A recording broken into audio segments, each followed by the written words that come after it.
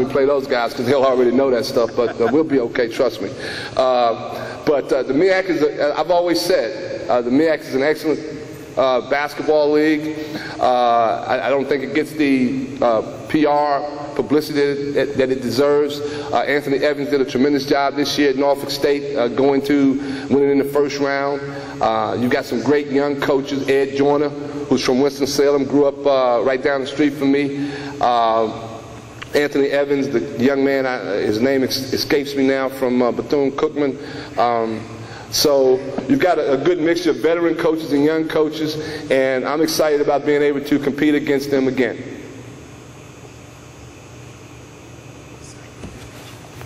Beg pardon? Oh, with the hat? Okay. My fault.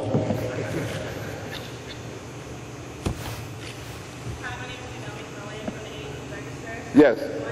After looking at the team's papers, how will you help to bring their weaknesses to strength? By a lot of hard work. But I think it starts with a mental approach. And that's what we talked about in the locker room on Wednesday. You know, we've got to understand that we've got to be committed right now, not to playing basketball this spring and summer, but to the weight room. That's the first. We got to get stronger. We've got to get stronger both mentally and physically.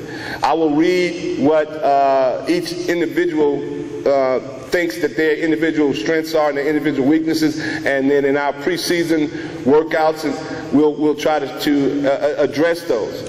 But I think the one thing that I like, what I've read so far, is I think this team is together. I think they understand just how close they've been. They were 1 point from beating the University of Houston, I think, last year. Very close to beating another upper major Division I team. So a free throw here, a loose ball here, a right decision in transition, all these kind of things. If we can correct those three things, I think those three things I addressed earlier, improving our assist to turnover ratio, making sure that we rebound the basketball in a positive manner, and improving our free throw percentage from 65 to 75% will help change us from being a 12 and 20 team to hopefully somewhere plus 16 team as far as wins are concerned.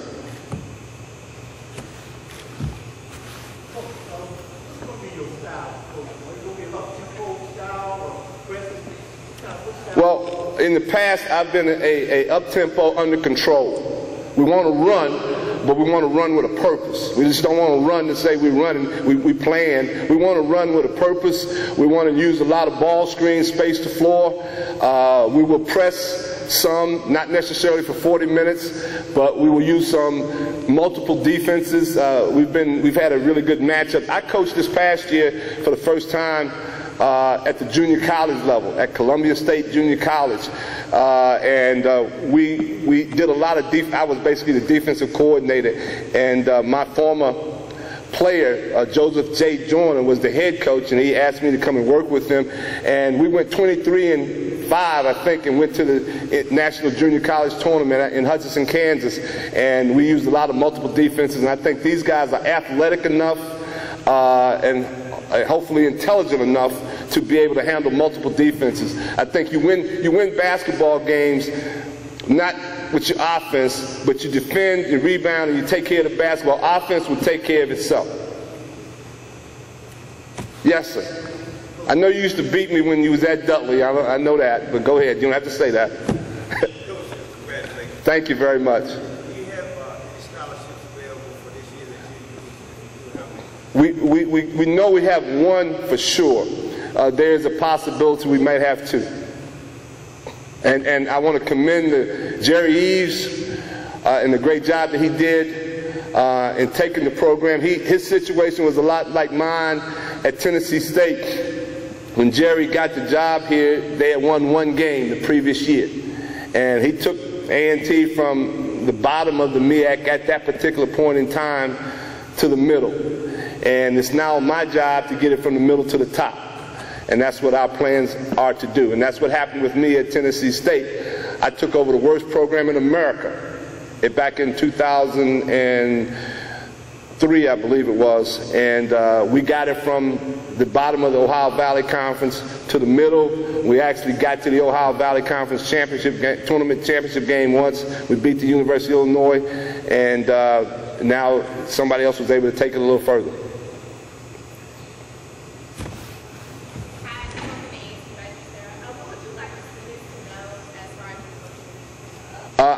First of all, I'd like for them to come out on a regular basis and pack this place.